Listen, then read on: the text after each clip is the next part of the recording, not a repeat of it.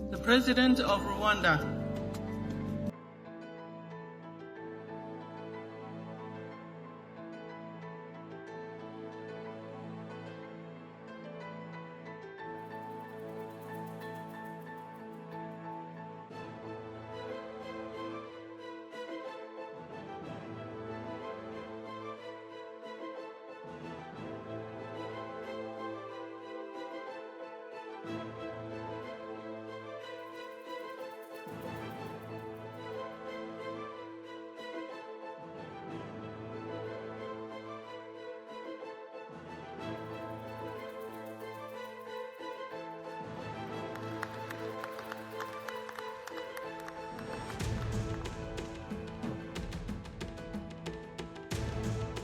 Your Majesties, Your Highness, the Head of State of Samoa, Prime Minister of Samoa, Excellencies, Secretary General, distinguished ladies and gentlemen. I'm very pleased to join you for the 2024 Commonwealth Heads of Government meeting. To the government and the people of Samoa, our host, I thank you for the warm welcome and hospitality. It has been a great honor for Rwanda to serve as chair in office for the past 2 years. I congratulate Prime Minister Fiame Naomi Matafa and wish you every success as chair.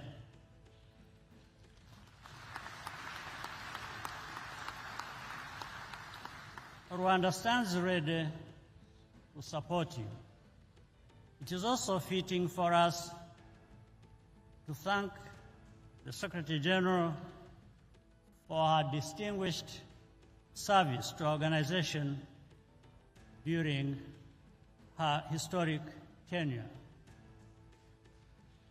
This year's meeting marks yet another milestone in the history of the Commonwealth family. Samoa is the first Pacific island state to host Kagame. This comes at a turning point.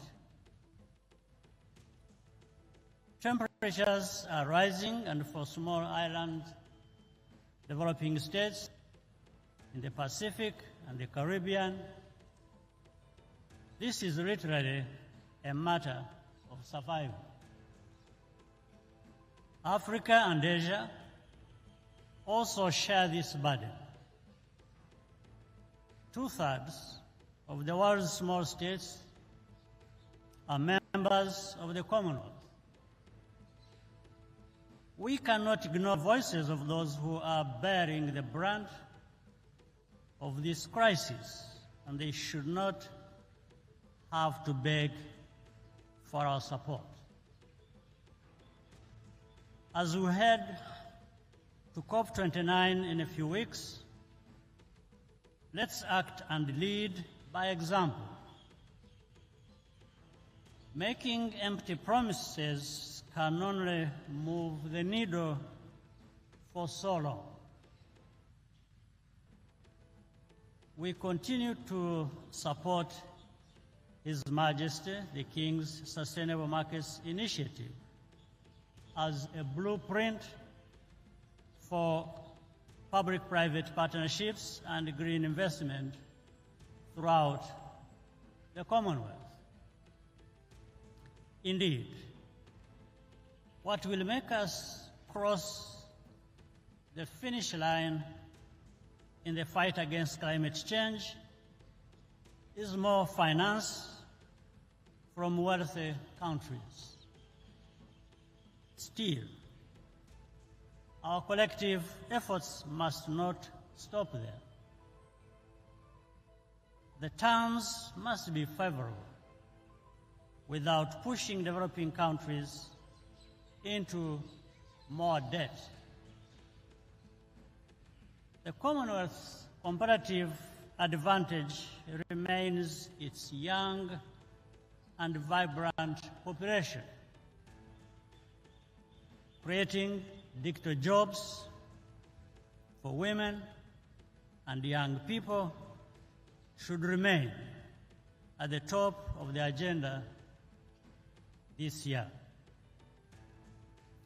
We must rely on the potential of innovation and technology to resolve the daunting challenge of rising unemployment and irregular migration. This is also a good way to bridge the skills gap and the imbalances in human capital development opportunities between our regions. Artificial intelligence should not become a problem.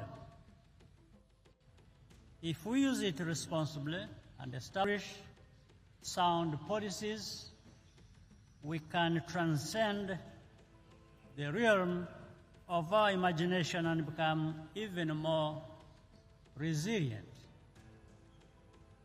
Earlier this year, the Commonwealth turned 75.